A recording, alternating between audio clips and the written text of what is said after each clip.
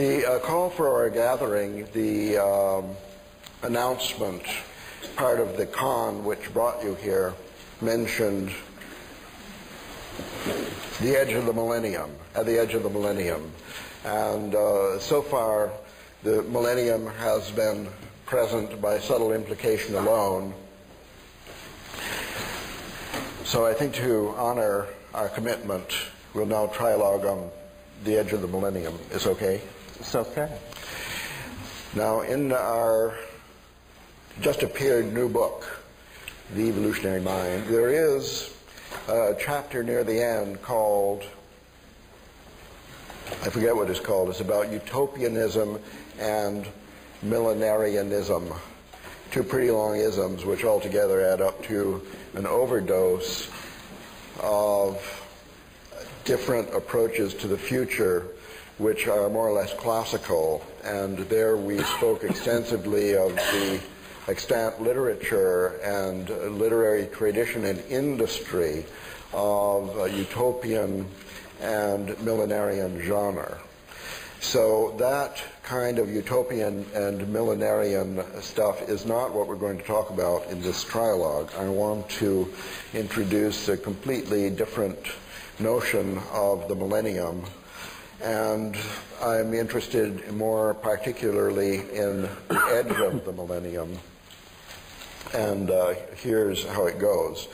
This is partly, according to me, a mathematical view of history that brings up this particular version of the idea of the millennium. And nevertheless, other people have written a similar view of history without any explicit recourse to mathematics, so I think it's pretty general.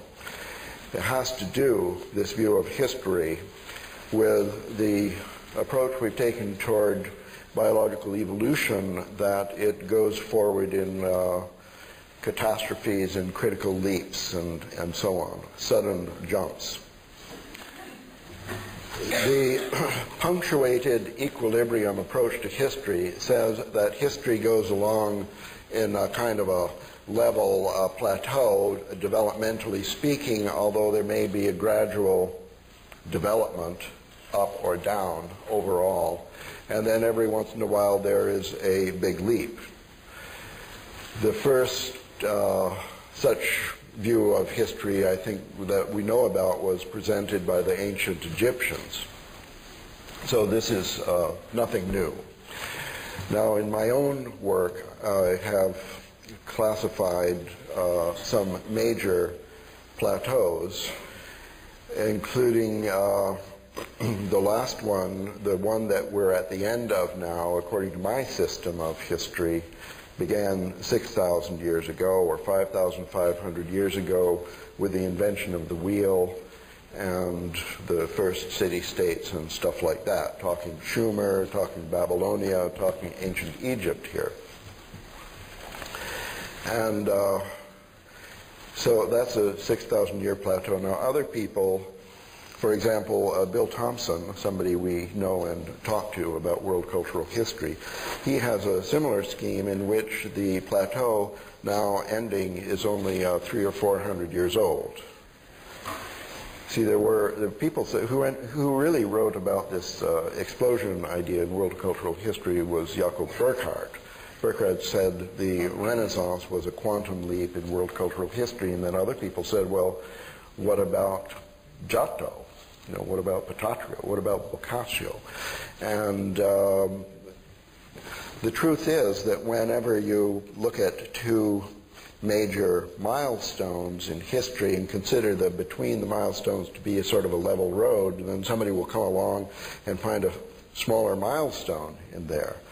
Nowadays we have fractal geometry, so we think that this is natural. Between any two big catastrophes, there'll be 10 smaller ones. Between any two of the smaller ones, there'll be 40 or 50 little teenier ones, and so on. The first person I know who put forward such a fractal idea of history, that it's not continuous, it's discontinuous, but the discontinuities are more or less dense, as in a fractal, the first such person is you, Terence. I give you credit in writing in my entry in the Encyclopedia of Time. You maybe have never read that book. Never read it. Well, there you'll find your name mentioned in a flattering way by me of all people. Immortality at last. At last.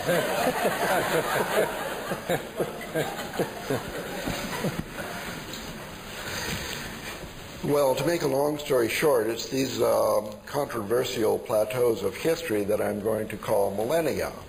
And then if you want to go back to chapter 10 of the Evolutionary Mind and to read there about the history of the millenarial concept, then you'll see that the first one, wherein the number 1000 was actually mentioned for the length of one of these plateaus, it gave his name to the thing. It was a special case of my more abstract idea of millennium. It's the plateau of history. And what I mean by the edge of millennium is those times when there's the snap-out from one equilibrium to another. Cro-Magnon comes out of Neanderthalis or whatever it is, and oxygen comes out of the archaeobiological background and whatever. And the interest of this, according to me, is why are we here? Who would talk about the evolutionary mind? Who cares about the good and evil and the evolution of species and so on? This must be interesting only to the degree to which it informs us in this very present moment regarding our choices that we will make in the creation of the future. So according to chaos theory and its partner theory of bifurcations, this is one of the main things that teaches something like the butterfly effect that you've heard about. In a dynamical system, or a massively complex dynamical system such as we live in, when there is a moment of bifurcation, which is the technical math jargon for these snaps, that is the only time you get to do anything about the evolution of the system. So according to this self-inflating view, we live at a especially important special moment in history where when we think something or do something, it has actually an enormous effect on the future.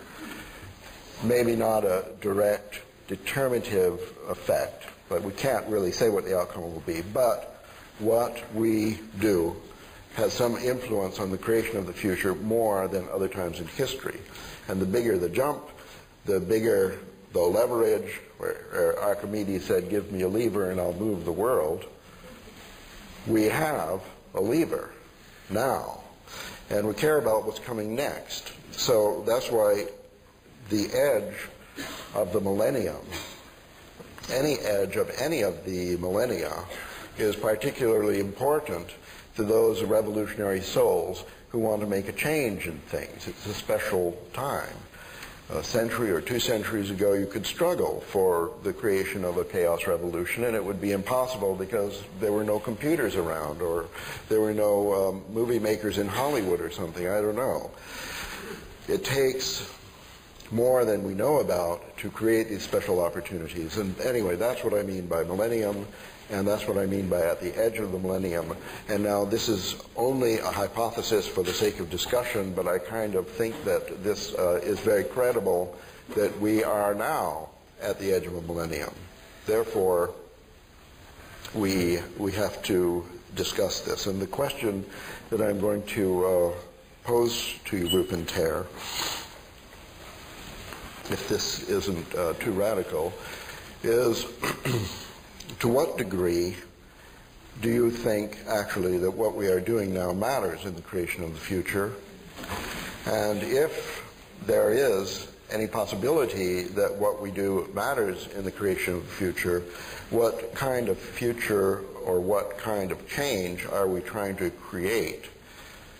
And to what degree what we are actually doing, for example, what we are talking about today, what we are doing today, to what degree could that possibly be a real effect, a real benefit in creating the future that we want to create, in contrast to other things that we might do, like go to the beach and pray or whatever.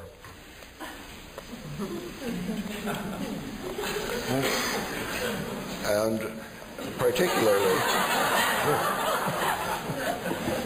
Should I stop here? Well, that's One more? I'm not sure. Yes, well, I'm trying to make this easier for you because I think this might be too difficult.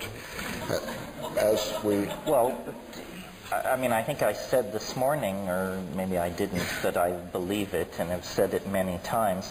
Salvation is an act of cognitive apprehension. So we do matter, because to the degree that we are ignorant, avidya in the Buddhist lexicon, we retard universal progress towards some kind of enlightenment. But the doctrine of avidya, this is standing for all time since 1800 BC. Do you agree that this is a special moment? Yes, I think so. Not only a special moment, but the other thing I would call people's attention to is the fact that no matter whether you scammed your way in here today, and no matter whether you're going to go back to an appliance box that you live in under a bridge, the odds are that you are very close to the top of the pyramid of global empowerment. You are mostly white, mostly well-educated, mostly have enough disposable income to come to an event like this. It's worth pointing out that all that rides on the backs of those who do not have such privilege. And so, yeah, this is a moment of enormous opportunity, and those who find themselves in this moment with power, defined however you care to define it, have a moral obligation to act. And I don't advocate a certain political agenda, not that we must become Marxists or that we must become anything. What we must become is clear. We have the technologies and the informational structures and all the necessary abilities to create paradise on earth, to lift up the least among us to at least an acceptable level of comfort and freedom. Why do we not do that? Because what stands in our way is our own minds, our own habits. We must change our minds. That's the most powerful political work people in this room could do. And there is nobody who is so enlightened that they don't need to work on themselves and do this. To the degree that we can change our minds, we will escape extinction, marginality, and so forth and so on. And to the degree that we cannot change our minds, we will prolong the agony, perhaps unto death and extinction, perhaps only making the struggle more difficult. But yes, this is a moment of enormous opportunity. We have a yes. A yes. So you agree that it's a moment of special opportunity over the long and short scales of time, according to either mathematics or novelty theory? Yes. And you agree that we have a responsibility to do our best? Yes. And what you have to tell us is that if the 200 of us here change our minds, that would somehow have an ameliorative effect on the rest of the world and our creation of the future. Yes. How? How would it have this effect? Yes. By telepathic means, by the romance of photons. No, I think by the spread of clarity. The spread of clarity. The elimination of redundancy in the system, and the spreading of a sense of shared purpose and the possibility of achieving that purpose. It doesn't matter what you do beyond changing your mind for a better clarity? Well, I don't want to say absolutely it doesn't matter, but I think that's the first obligation. If you charge off with some political agenda that is not informed by clarity, you're going to end up with business as usual. The road to hell is paved with good intentions, but it is not paved with clarity.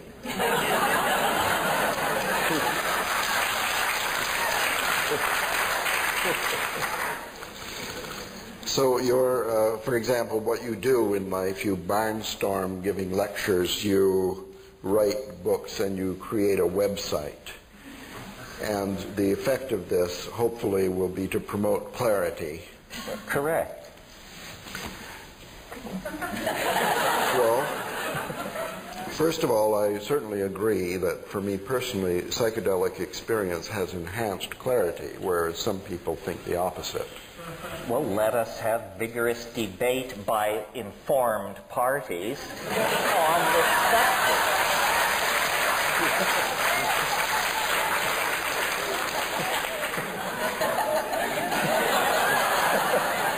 Don't forget, I've given over 300 calculus lectures in this room. It boggles my mind to look out and think, well, yeah, this is Santa Cruz. This must be Santa Cruz. No, this is the real Santa Cruz. What do you think, Rup? Well, the question really is, I mean, changing minds, you were talking about the butterfly wing effect. The question is, if we change our minds, can it have a larger effect on other people's minds? Yes. Because if we decide to recycle yet more newspaper and so on, it's not going to have that much effect. The changing mind thing, the butterfly wing analogy, suggests some major change of mind spreading through our culture. Now, I suspect that you think the medium for this transformation is the World Wide Web.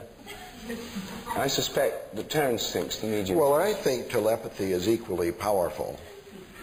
Yes, but... Wait, I want to hear his suspicion of me. World Wide Web? Yes, I think... No, psychedelic drugs. World Wide Web, psychedelic drugs. I still haven't understood the psychedelic drug agenda. Britain has the highest percentage of psychedelic drug consumption in the Western world at the moment. And it's not entirely clear that this has resulted in clarity spreading through... Britain is the source of and the fountainhead of the worldwide youth culture that is creating the new music, the new dance, the new forms of community, and the new resistance to consumerist values. So don't sell the old UK Come shore. to the rave tonight and see clarity created. Yes, a crucible of clarity as home at last closed. And Terence takes the microphone. Well, it's not always perfectly clear what's going on when you have your nose in it, you know. Well, I mean, my own agenda relies partly on the World Wide Web, not as strongly as yours. And here in this room is Matthew Clapp, who kindly runs my World Wide website. Sheldrake.org. Yes. So, but my own view is that this clarity involves breaking the spell of rationalism, Cartesianism, a spell woven more powerfully than ever before this morning by Terence. I mean, it took on a new level of spellbinding in the way you described it. It's to recognize that we're far more interconnected, we're far more participatory in our relation with the world than this cognitive kind of science and cognitive model of the mind would tell us. And so I think the secret to waking us up, one of the secrets, is psychic pets. As you know, this is one of my particular themes. And the purpose of... I wrote a book which some of you may have seen called 7 Experiments That Could Change the World. The purpose of this was to find simple experiments that could give us clarity on issues that we know about already, which could actually have a transformative effect on our view of the world. They're to do with changing our scientific view of the world.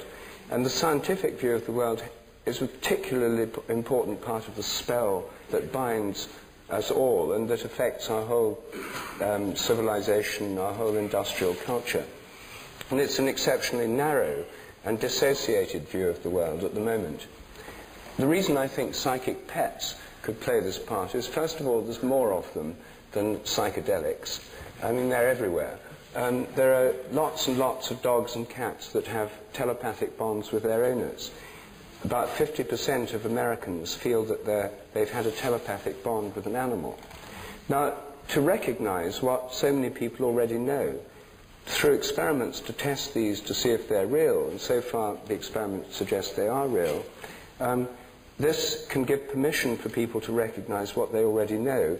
Then all these closet holists, most of us are closet holists, can come out and recognize that there's this kind of interconnection with other species and with each other that's been going on all the time, but which has been suppressed from the level of supposedly rational discourse by the idea that this is all superstition, it's not scientific, it's irrational, and so forth. I think that one of the big difficulties in our culture is the split between the rational, educated part of our minds, which we put on in public, and the participatory sense of connection which we have at home with gardens, plants, children, animals, lovers, and our nearest and dearest. And these are so dissociated that it's very hard for people to recognize that they're related in any way. Lots of dogs know when their owners are coming home in a kind of telepathic manner and wait at the door for them while they're on the way home. I calculate that tens of thousands of American scientists have dogs waiting at the door for them when they get home from the laboratory, even if they come at unusual times and in an unusual way. Yet, this phenomenon has been so subject to taboo that it's never been investigated scientifically at all. It could have been investigated at any time in the last 500 or 5,000 years. But the fact is the first investigations are happening at present. Here in the room is David Brown, who works with me, is based in Santa Cruz and is doing experiments with psychic dogs, cats and cockatiels in Santa Cruz County. And if any of you have such animals, please let him or me know at the end, because we'd love to investigate your animals. You can take part in this research. So I think that grassroots research based on phenomena that are actually common sense, that are part of everyday life for many people, could help to wake us up, to give a greater clarity about what's really going on, and make us recognize that there's far more interconnection between us and other species and us and other people than is admitted in the scientific view of things, which is the worldview which most people feel they have permission to talk about in public.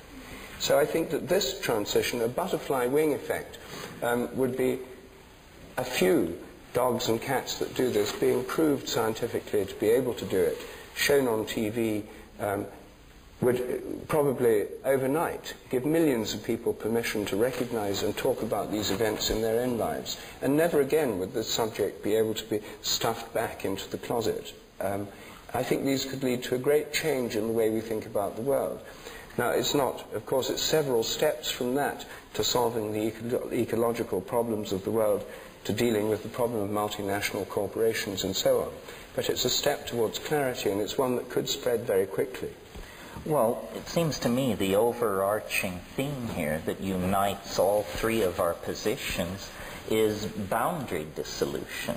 Psychedelic drugs dissolve boundaries. The World Wide Web dissolves boundaries, and certainly the discovery that our pets are communicating, anticipating, and understanding us is a boundary-dissolving perception. So really what we're saying is we must dissolve the artificial boundaries that confine our perceptions. Someone once said, if we could feel what we are doing to the earth, we would stop immediately.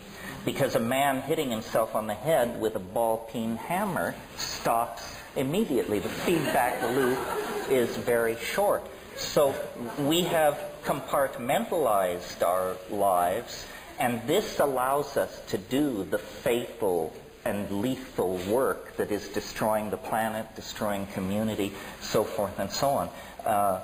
So maybe three answers as diverse as you've just heard here. You might search your own soul and ask what obsession or interest of mine would contribute to the grand project of boundary dissolution. Certainly, it is not the affirmation of cultural values. Culture is a scheme for maintaining and creating boundaries. It replaces reality with a linguistically supported delusion, and behind that delusion then pogroms, programs of genocide, arms races, sexism, racism, all can operate very, very comfortably. Ralph earlier mentioned love. Generally speaking, love is a boundary-dissolving enterprise. So I think each of us, the three of us, all of you, in our way, should find ways to express love. And it's not treacly, it's not woo-woo, it's a very practical matter that has thousands of expressions. As long as we believe in mind and matter, rich and poor, living and dead, aboriginal and advanced, black and white, man and woman, then we're inevitably going to carry on a dualistic analysis of our dilemma, and we're going to produce incomplete agendas and answers.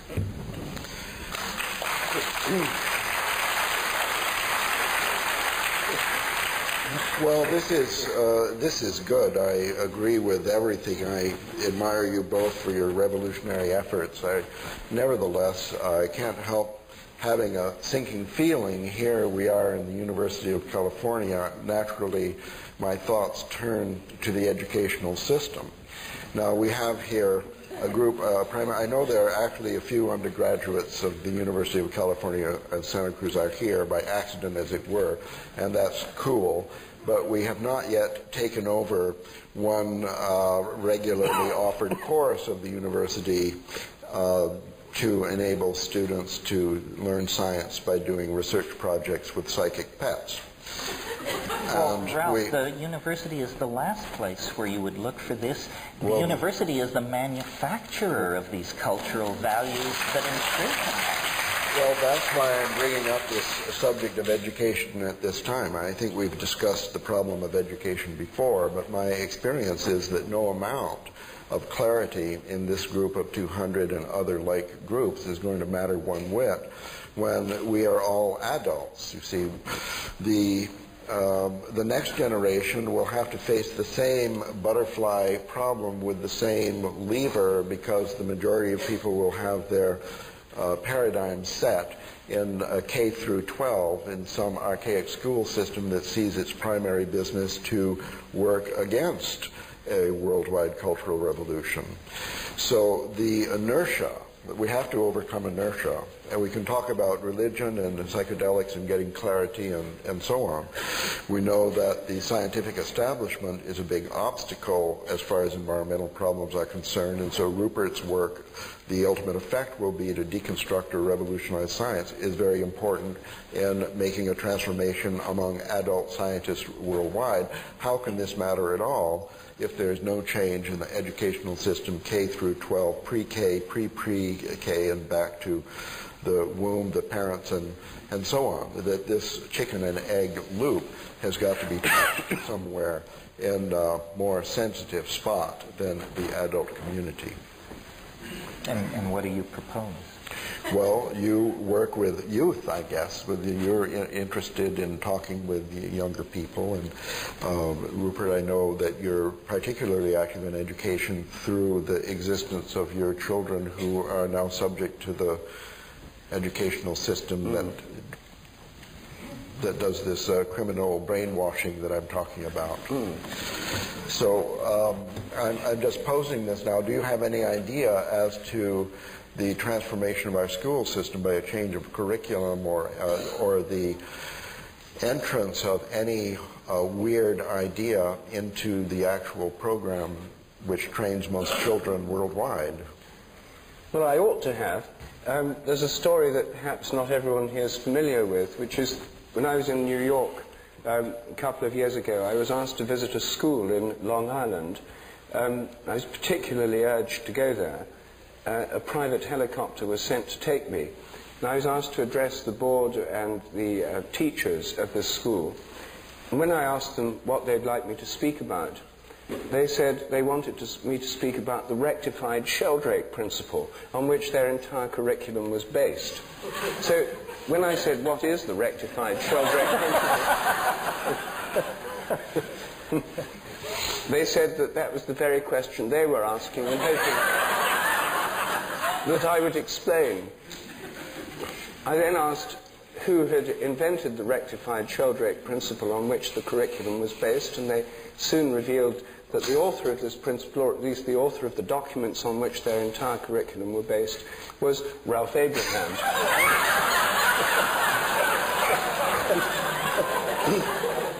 By careful questioning, I was able to find out that the rectified Sheldrake principle meant that because of morphic resonance and habits of learning, the sequence of events in which people should learn things in school should follow the historical process.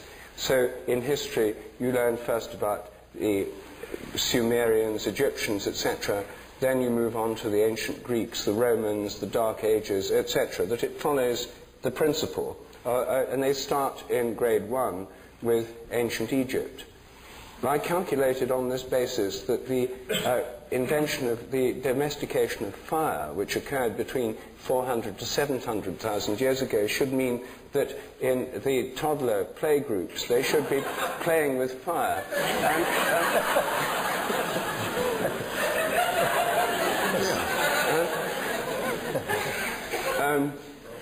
I pointed this out, but that wasn't part of the curriculum I was suggesting. I discovered that there was, in fact, an entire process of educational reform afoot in this country, behind which is the guiding genius of Ralph Abraham. So I think we should ask you this question, Ralph, since you've more experience than most of us. Well, I'd rather that people with less experience speak about it. Because my experience has been very disappointing. Oh, no. No.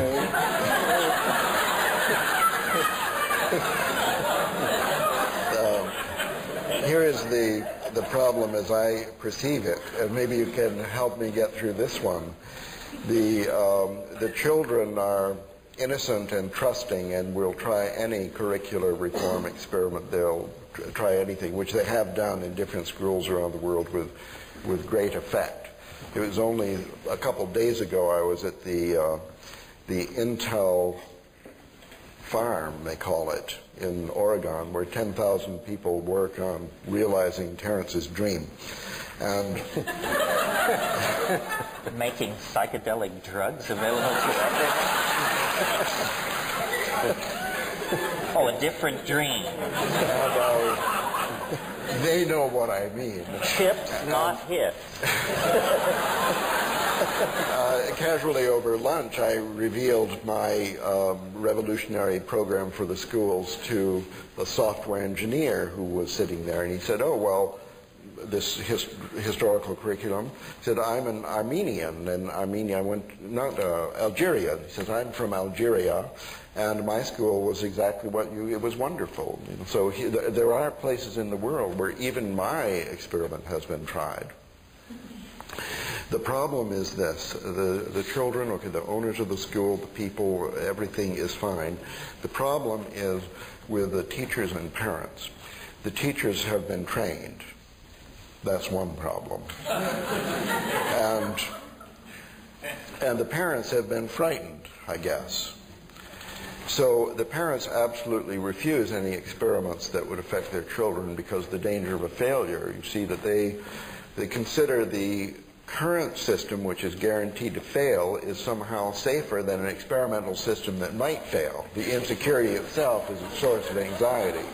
Well, I'm just analyzing. I don't really know what goes through their mind, but what I have discovered is that groups of parents come in and physically attack the teachers, the administrators, and so on, to guarantee that the time-worn, failure-proved system is performed as it always has been. Do you see the problem? Older people seem to That's be why the problem. Terence has recommended mushrooms. That's why Rupert has suggested psychic pets. You see how revolutionary is psychic pets? We're talking about the parents here. After they is proof to them that what they already know is true by somebody in the authority of the scientific establishment, then their truth will become true for them for the first time due to the fact that they trust authority more than they trust their own experience.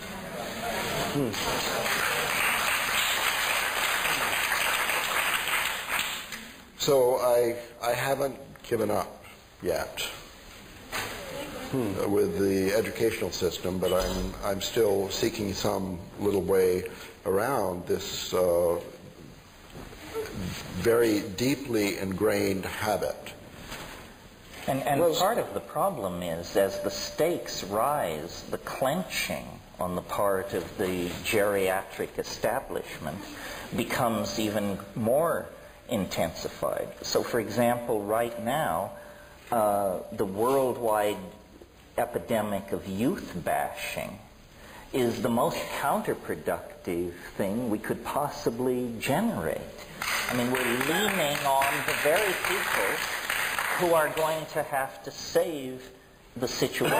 Why not admit the obsolescence and bankruptcy of the old models and take our foot off the neck of youth and honor an interest in psychedelic experimentalism, sexual redefining of roles, a new look at how we relate to work, a new look at how we relate to community. Instead of marginalizing youth culture and defining it as a phase, misguided, naive, foolish, we should say these are the uncorrupted people in society who have not yet felt the hammer of the programming and the guilt and the creodes of economic necessity, and try to build upward and outward from youth culture rather than suppressing it. For this reason, I will be appearing at a rave tonight that starts after my bedtime.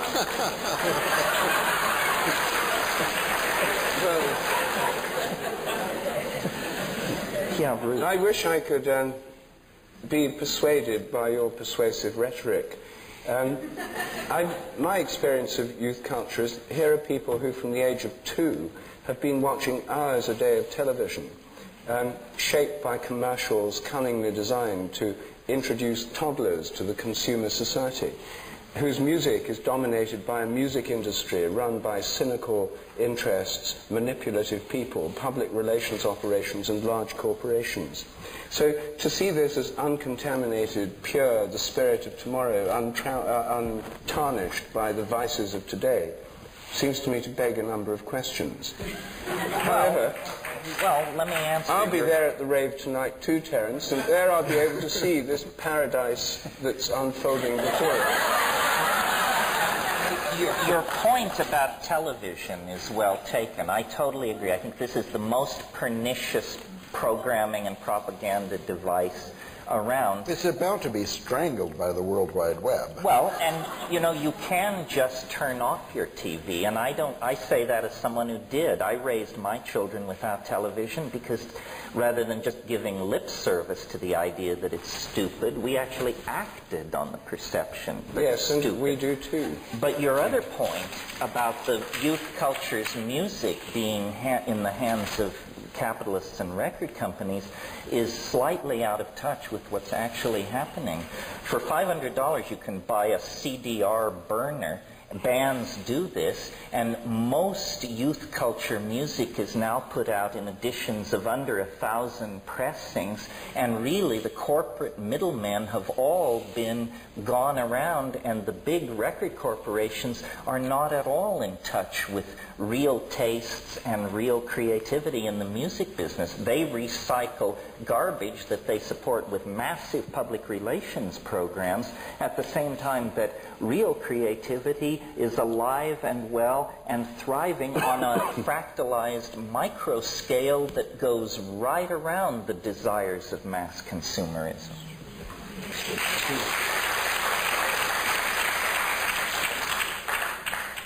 Sorry to interrupt. It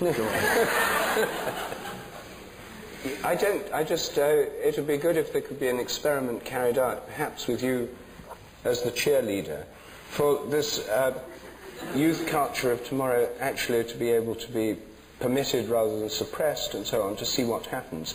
I mean, there are quite a number of experiments in this, I would have thought, going on spontaneously. It's not as if all these people involved in this culture are totally controlled by parents, teachers, etc. Many of them are not under direct control in this way at all. But you're still going to have educational systems, school systems of one kind or another. And it's not clear to me that more raves and psychedelics are going automatically to generate that.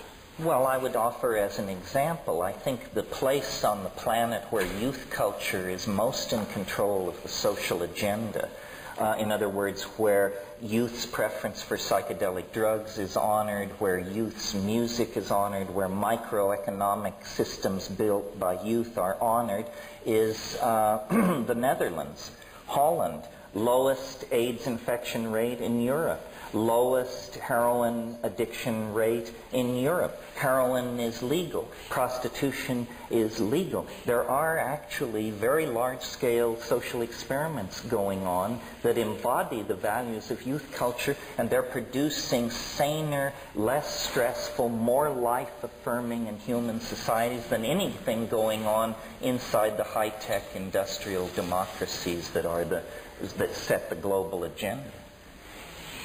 I think. Well, I often visit Holland, and I must say I haven't quite noticed such a striking difference between them and the rest of Western Europe. Well, but that's really because you come from London, where also these things are happening. But if you lived in Berlin or Rio de Janeiro or Houston, I think the contrast with the Netherlands is quite astonishing. Mm. Didn't mean to stop the show, folks. Ralph, you're not saying enough. Oh, am I guilty then of too much self-indulgence? No, you've posed important problems. Yes. You've shown how on the edge of the millennium great steps or small steps are needed that magnify through butterfly effects. Yes. You've asked me and Terence what you think they should be. Yes. You've told us you're disappointed by your own experiments with the reform of the educational system. Yes. So what next? Well,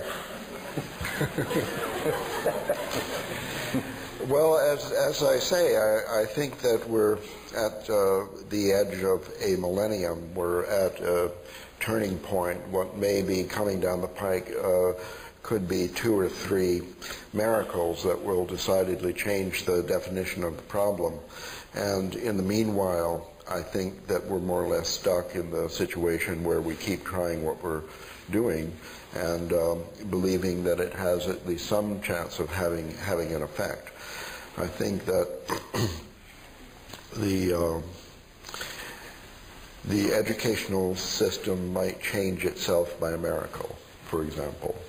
And it could do that in a way that had nothing whatsoever to do with any of our efforts, or in fact it may be that some little thing that we did mattered. I think that your work in the revolution of science is very important and very promising, and it's proceeded with essentially without funding, because the genius of the program that you've evolved is that it has this enormous leverage, and at every crossing of the road you've made the right choice to get more leverage.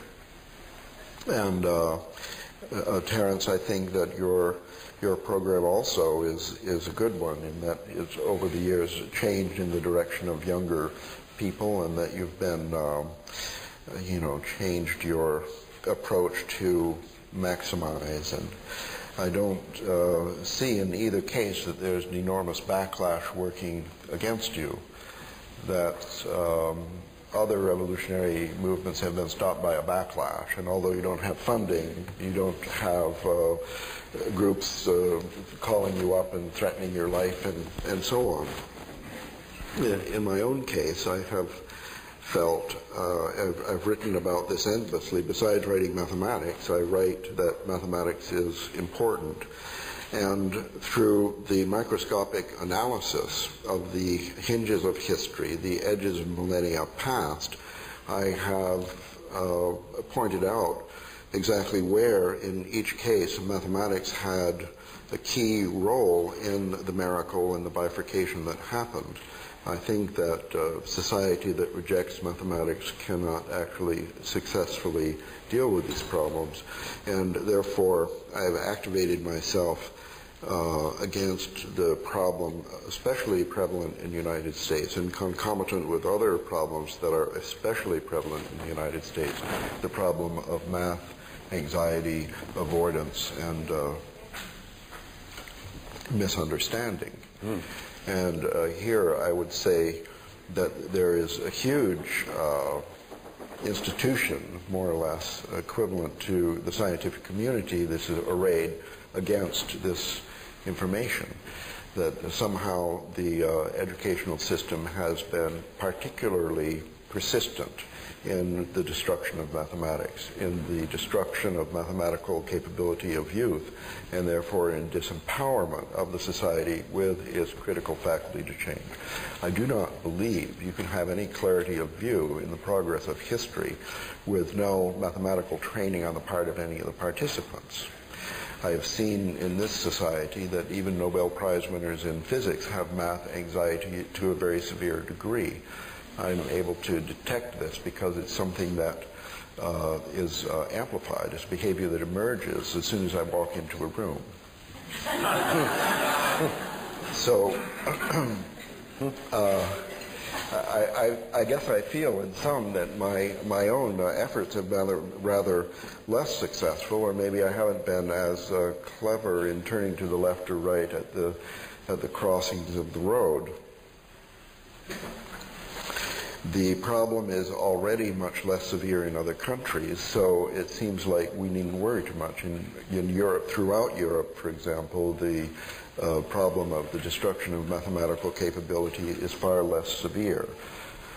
The only thing really disturbing there is that it's growing at an alarming rate, that it's they're inheriting the disease from the United States, a spreading disease based on standardized examinations like the SAT and equivalent movements. So there you have it, a problem that's so bad that the very mention of the word mathematics produces an aversion reaction that is paralyzing, so that much as I hate to, and you've seen this today, that I can go through an entire day without mentioning mathematics, with mentioning mathematics but not the word mathematics, in the hopes of tricking people into recognizing that some ideas like this that have to do with perception of space-time patterns in the abstract, that these skills are useful. Can I add to that? I mean, I don't think what Ralph means is that it's a tragedy that most people can't factor a quadratic equation. I think he speaks as he does because he is so professionally immersed in these issues. As someone somewhat more distant from all of this, but in agreement from Ralph, the failure to teach mathematics in practical, social, and political terms boils down to a failure to teach logic and discriminating understanding. The great evil, in my humble opinion, which haunts our enterprise, and I say this realizing I'm setting the fox among the chickens, the great evil that has been allowed to flourish in the absence of mathematical understanding is relativism. And what is relativism? It's the idea that there is no distinction between shit and shinola. That all ideas are somehow operating on equal footing. So one person is a chaos theorist, another is a follower of the revelations of this or that New Age guru. Someone else is channeling information from the Pleiades.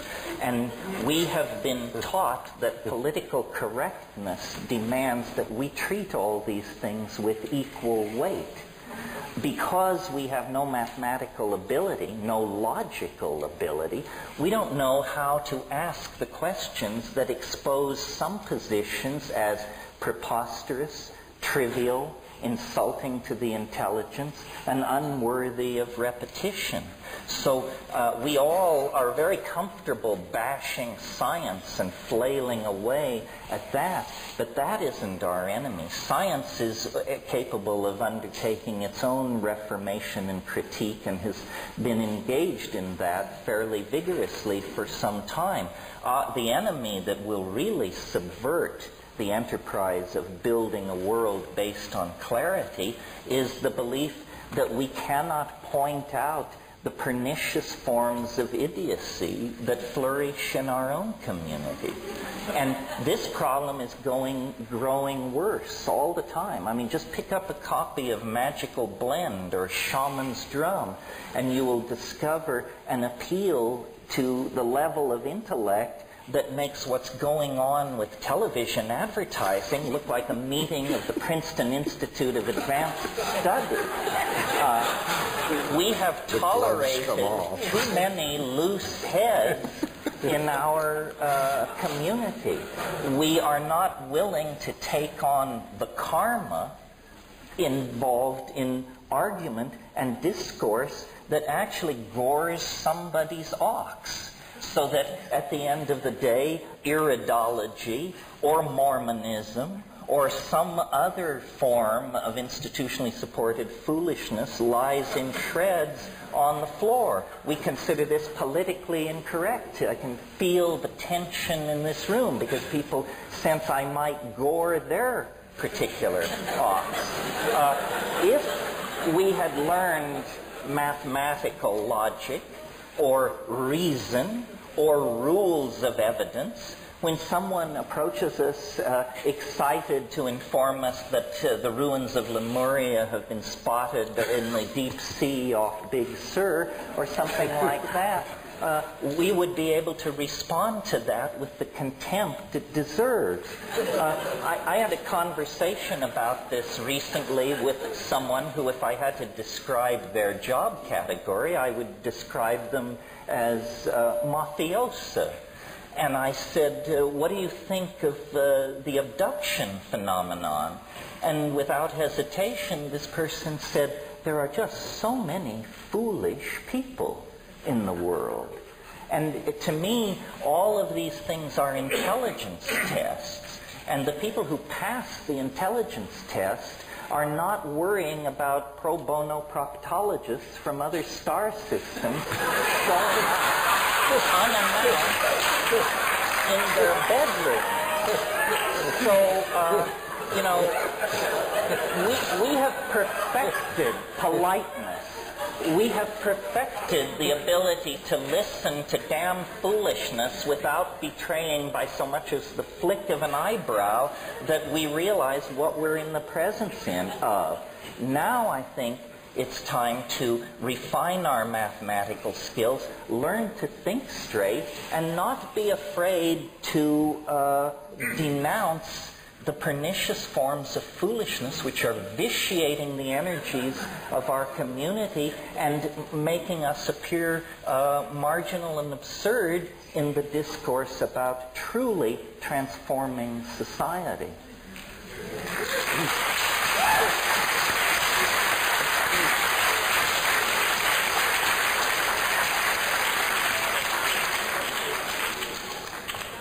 Well, I can't wait to see this laboratory of clarity unfold before me tonight as and as all nonsense is dispelled, as the scalpel of reason is brought out by Terence.